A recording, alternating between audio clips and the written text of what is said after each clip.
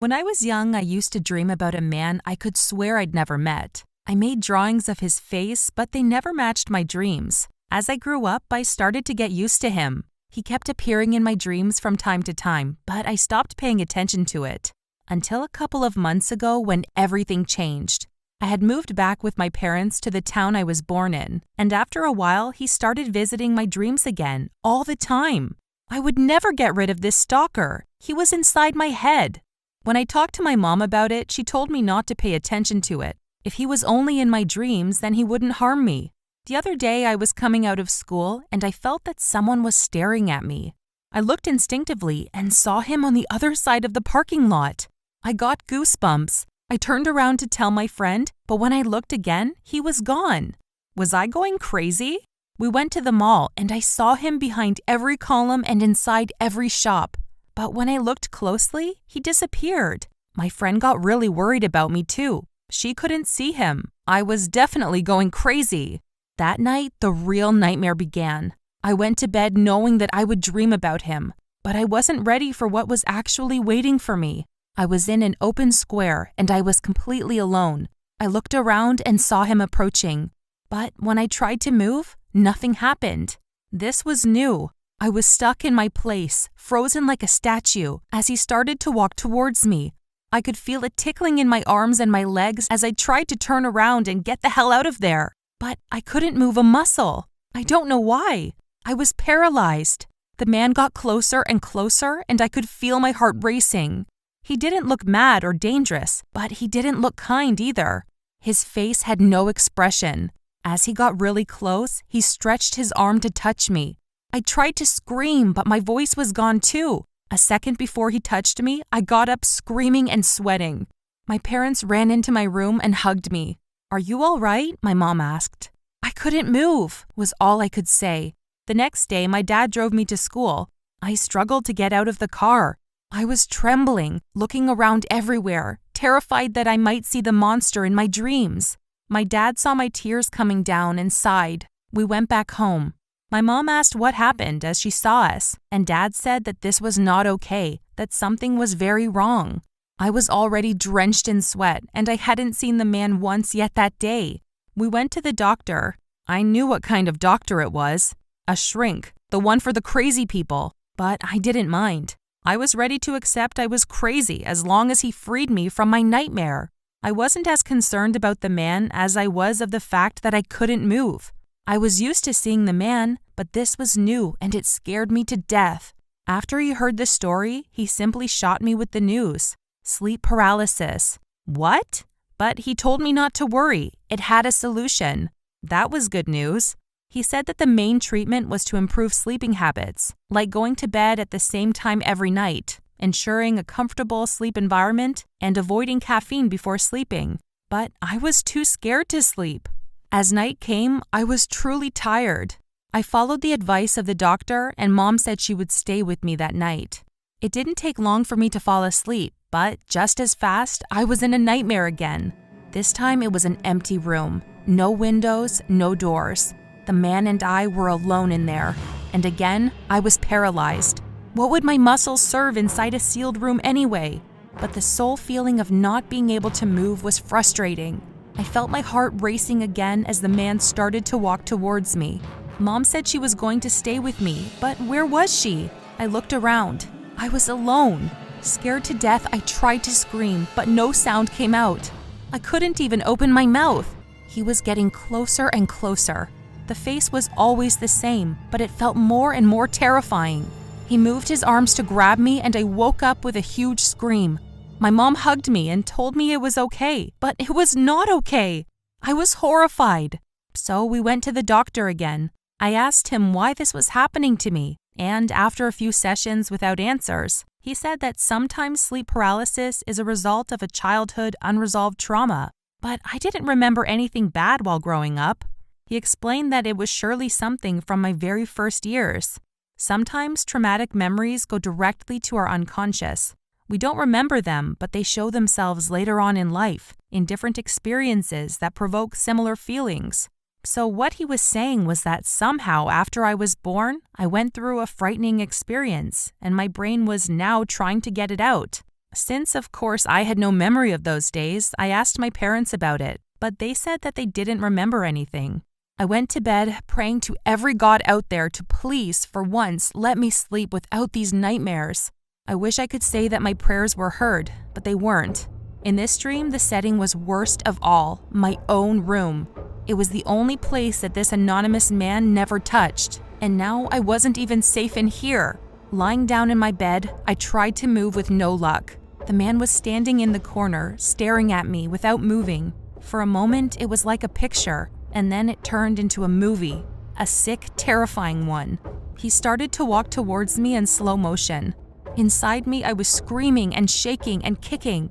On the outside, I was as still as a statue. Please, don't hurt me. Please, please. But it was only a thought. The words couldn't come out. He got closer and closer, and I suddenly stopped trying to move and shout. I simply closed my eyes, waiting for the worst. I was too tired after 3 nights in a row with no rest. I gave in, and this time he touched my shoulder. But as nothing else happened, I opened my eyes. He just stood there, with his hand on my arm. I've never seen him as closely as that. My fear towards him never let me, and for the first time in my life, I could pay attention to the details on his face. I knew this man. I didn't have any memory of him, but I was sure I knew him. It was suddenly annoying not being able to place him. He extended his other arm very slowly and grabbed my other arm. And before I could do anything, he shouted, "Wake up!" I sat on my bed screaming. My mom entered the room and hugged me again. I freed from her embrace, still feeling the man's arms touching me. I stood up and went to my closet. I grabbed a box where I had my old drawings. I sat behind my desk and started to add details to the drawings. His face was still fresh in my memory, and I needed something from the real world to hold on to. As Mom got closer to me, the most bizarre thing happened. She took the drawing out of my hand and stared at it, with tears in her eyes. "You know this man?" I asked her, shocked, but she was paralyzed, shaking. How did we switch places so fast? "Mom!" I shouted, but she was speechless, shocked. I yelled for help and my dad ran inside the room. We put her on the bed and she breathed heavily, tears still falling on her cheeks. She looked at my dad and said she was sorry, that she could not hide the secret any longer. "What? What secret?" My dad stood silent. And so, Mom said, "I think the man in this drawing is your real dad." "What the hell?" She said she was sorry, that she held the secret to keep me safe, but now I was suffering anyway and she couldn't take it anymore. "Your real father left us one day without giving explanations," Mom said, "and I met your dad Bernard shortly after. I was desperate. You were 2 months old. He took care of us ever since." "Oh, Dad," I said and hugged him. He apologized and so did Mom. How could I not forgive them when they'd been nothing but loving parents? Still, I knew that the truth was not enough. I would have to confront him. I was not that little baby anymore, and I needed answers. I asked my parents if they knew something about him, if he was still alive. Mom said she heard he was living in a close town, but knew nothing more. I Googled him, and he appeared immediately. So many different pictures of him that my blood ran cold. It was definitely the man in my drawings, and apparently he had no intention of keeping a low profile. He was a criminal. He'd abandoned his family for no reason, and the pictures showed he was living his life freely, just like that. I wouldn't be surprised if he had a new family. It was such a cliché. I found his address quickly too. The close town Mom said was in fact the next town, just minutes away from home. I was determined. I was going to face him the next day. Mom couldn't convince me otherwise, so Dad said he wouldn't let me go alone. I didn't sleep much that night, thinking about the man. What would I say to him? Would he recognize me? The answers floated in the air as I fell asleep. I couldn't believe my eyes when it was the sun through the window that woke me up and not a horrifying nightmare. I guess half of the truth was enough to get me through the night. But I knew that if I didn't find the other half, the nightmares would stalk me again. I could see in my dad's expression he was still not convinced about this, but he respected my wishes and drove me to his house. We parked in front of his house, and I couldn't believe how close to home he lived. I must have passed through that street 1,000,000 times in my life. I stayed inside the car for a long time before I could find the will to move. Dad told me he had my back, but I asked him to wait in the car. I got out and walked towards the house in panic. I didn't want to, but I knew there was no other way. I knocked on the door and waited for what seemed like hours. Finally, he opened the door. I was paralyzed again. I couldn't speak. "Yes?" he asked, with that same expressionless face he had in my dreams. He didn't recognize me, but then again, how would he? I started to cry, and with the only thread of air I had left, I whispered, "Dad?" He opened his eyes in shock, and his face turned to stone. "Get off my property!" I couldn't speak. I couldn't move. It was my nightmare all over again. I was paralyzed. "Get out," he insisted. I swallowed my questions and my pride and nodded, completely heartbroken. I turned around but couldn't even take 2 steps before I fell down. My dad got out of the car and ran towards me. I cried in his arms on the other side of the door for a long moment and then stood up.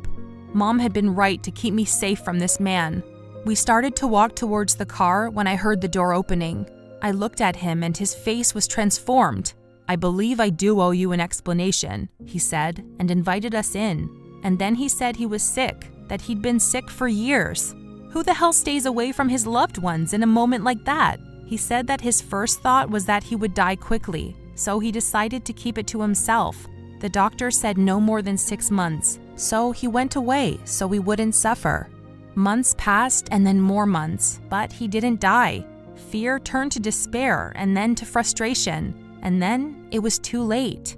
I started to grow up, and Mom met Bernard, and she was on her feet again. When he found out that I thought Bernard was my father, he felt like there was no place for him in my life. It wasn't fair to ruin the good life Mom and I had, and he gave up. He also admitted that he did follow me around for a while until I was 5 or 6 years old. I was not that crazy. But then he stopped that too, thinking that perhaps it would be frightening for me. He had no idea. It made me sad to think about this man now.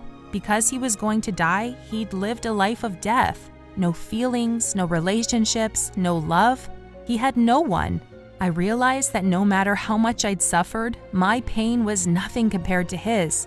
I hugged him. What else could I do? He didn't deserve to spend his last days alone. He finally passed away a few months later. I tried to spend as much time as possible with him during that time. And although he couldn't make up for the lost years, he did have the chance to feel a bit of love before he went away. I had all sorts of mixed up feelings after that. I regretted his life decisions, and I know now he did too. It was as if karma wouldn't let him die until he made up for his mistakes. But I'm also glad that he didn't go alone. That's the most important lesson I've learned from him.